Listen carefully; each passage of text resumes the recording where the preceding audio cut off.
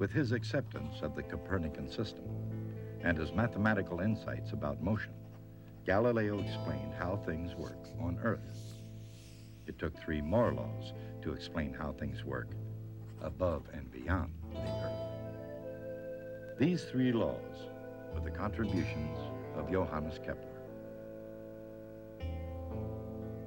Kepler's first law gave the orbits of the planets a new non-circular shape and put the sun a little off the center. He realized that a planet is sometimes closer to the sun and sometimes farther away. According to Kepler's second law, the closer the planet got to the sun, the faster it moved. And the farther away a planet got from the sun, the slower it moved.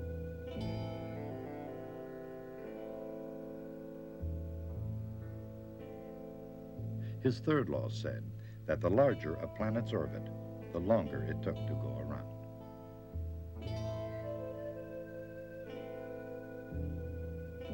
Kepler's 3 laws describe the heavens with unprecedented precision.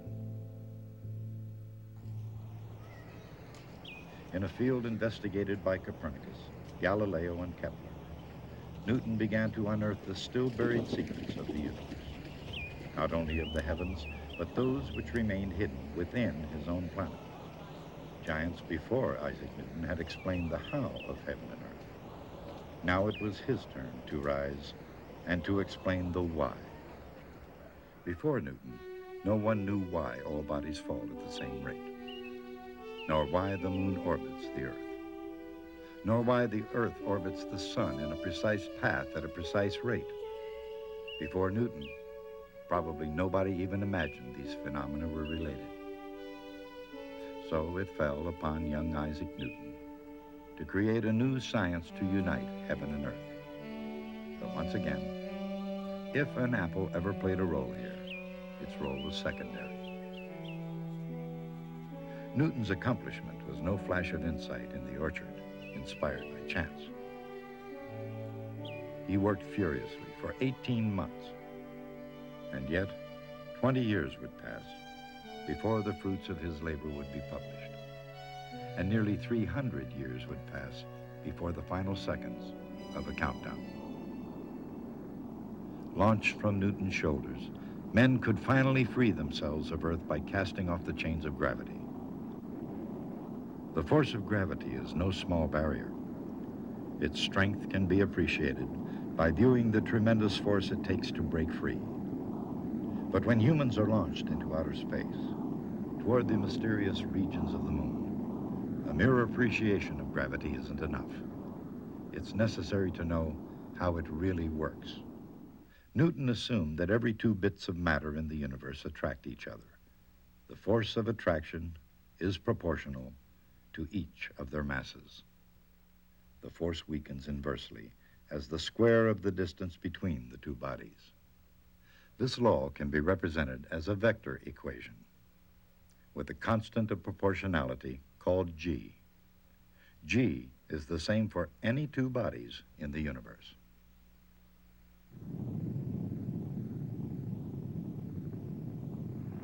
I told Michael you guys are up there, and he said, who's driving? That's a good question. I think Isaac Newton's doing most of the driving right now. Since the force of gravity on the moon is less than it is on Earth, everything on the moon weighs less than it does back home. Things fall more slowly, even though there's almost no atmosphere on the moon. But still, all bodies, even a hammer and a feather, fall at the same rate. Why? Newton's law. It says there's a force between any 2 particles of mass anywhere in the universe. Therefore, every particle of mass in the astronaut is attracted by every particle of mass in the moon.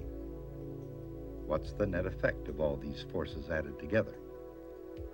Each body attracts the other as though all of its mass were concentrated at its center of mass. The force the Earth's gravity exerts on an apple, for example, is minus g times the mass of the apple times the mass of the Earth, divided by the square of the distance from the center of the apple to the center of the Earth. For all practical purposes, that distance is the radius of the Earth. But force is also mass times acceleration. So when made equal, the mass of the apple cancels from the equation, leaving an acceleration that doesn't depend on the mass of the apple.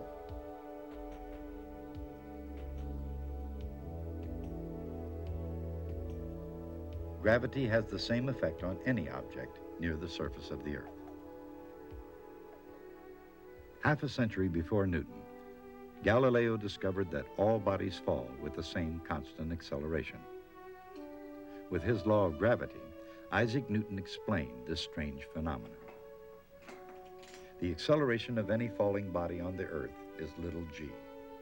It's equal to the universal gravitational constant, big G, times the mass of the Earth, divided by the square of the radius of the Earth. That combination gives an acceleration of 32 feet, or just under 10 meters, per second.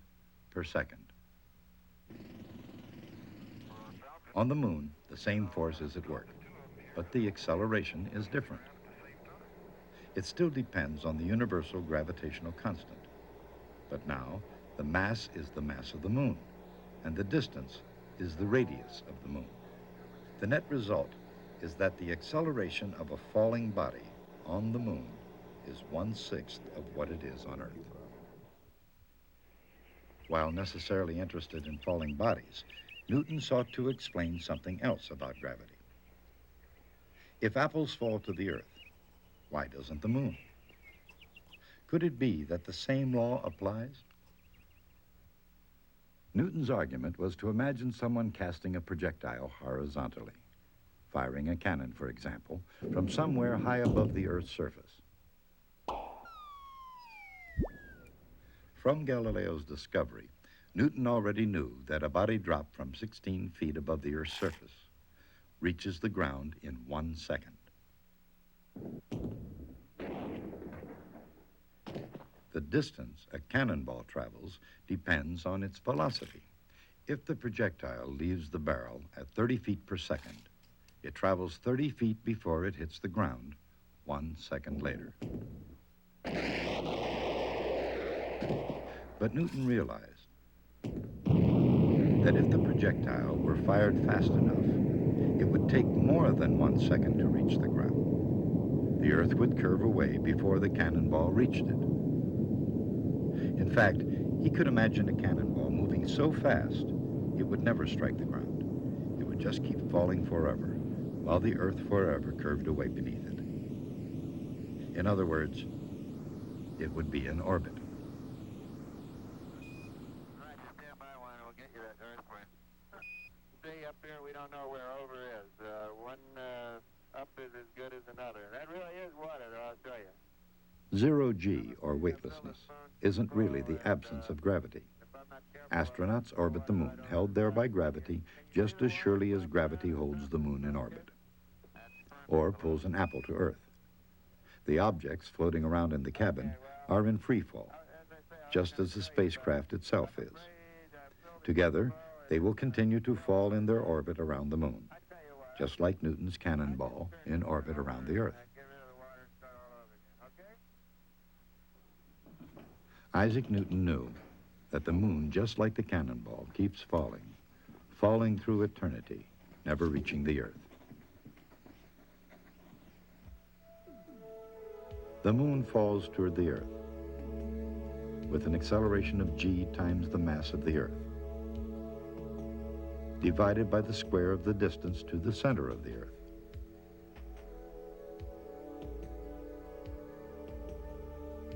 The formula is the same as the one for the apple or any other body on Earth, except that now the distance isn't the radius of the Earth. In this case, it's the much larger distance from the Earth to the moon. The rate at which the moon falls is smaller than the rate at which the apple falls. It's equal to the radius of the Earth divided by the distance to the moon squared.